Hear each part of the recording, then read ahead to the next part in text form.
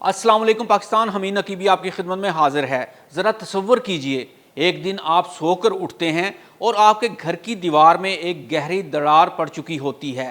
रास्ते में बनी सड़क की टाइलें एक तरफ को झुकी हुई हैं, यानी आहिस्ता आहिस्ता ज़मीन आपके पैरों तले से खिसक रही है। कराची के कुछ इलाके और ख़ास तौर पर मलीर आहिस्ता आहिस्ता ज़मीन में धंस रहे हैं। जी हाँ, ये कराची के लांडी और मलीर की सच्चाई है। यकम से 25 जून तक यानी सिर्फ 25 दिनों में 57 ज़लज़ले आ चुके हैं, और अगर मज़ीद बात करें तो 25 दिन यानी एक दिन में रोज़ाना तकरीबन 2 ज़लज़ले।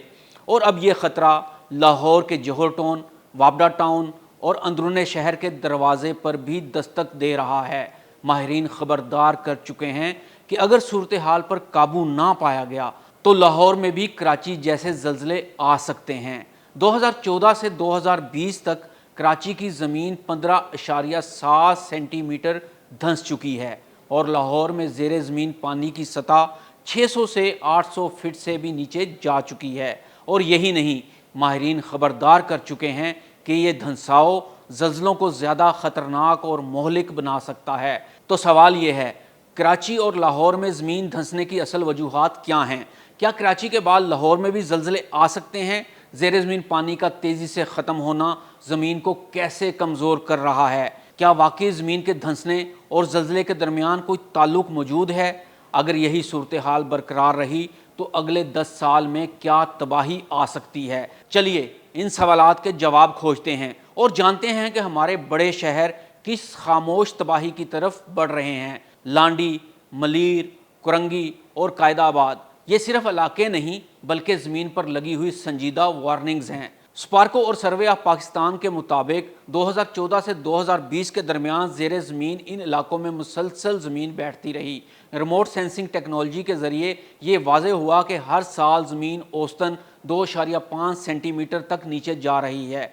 अब जान लेते हैं कि इसकी बड़ी वजह क्या है। ज़ेरे ज़मीन पानी का अंधाधुंध निकाला जाना, गैर कानूनी हाउसिंग सोसाइटीज़ जो ज़मीन की असल साख को तबाह कर चुकी हैं, रेत और मट्टी की गैर ज़रूरी खुदाई। कराची में ज़लज़लों की एक बड़ी वजह ये धंसाव है और इस धंसाव की बड़ी वजह ज़ेरे ज़मीन पानी की तेज़ी से गिरती हुई सतह है। कराची की तामीरात और घरेलू पानी की ज़रूरियात को पूरा करने के लिए जिस तेज़ी से पानी निकाला जा रहा है, इस तेज़ी से ज़मीन का धंसाव जारी है और ये धंसाव ज़लज़लों का बायस बन रहा है। यकम जून से 25 जून तक 57 ज़लज़लों का आना इस बात की बार बार वार्निंग है कि कुछ बड़ा होने वाला है, हिफाजत कर लें। लेकिन हमारे पास कोई हिफाजती इक़दामात नहीं।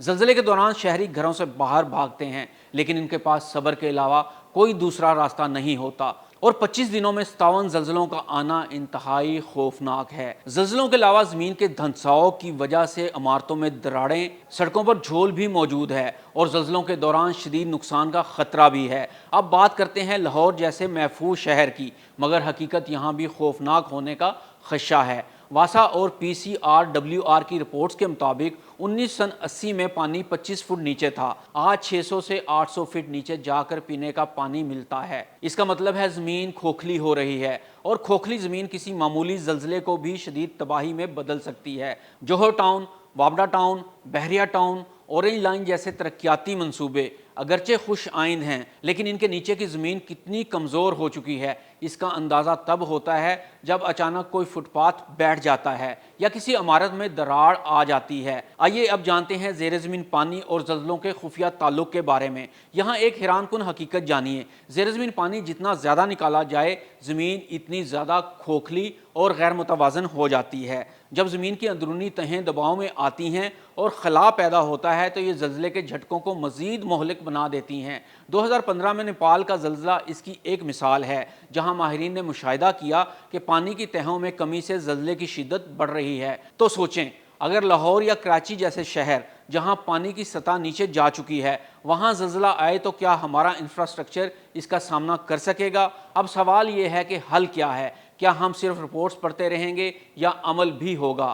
तो इन सब मसाइल के हल ये हैं, रिचार्ज वेल्स बनाएं ताकि बारिश का पानी दोबारा ज़मीन में जाए। ज़ेरे ज़मीन पानी निकालने के लिए कानूनी हद मुकर्रर की जाए। हर नई तामीर के लिए सर्वे लाजमी करार दिया जाए।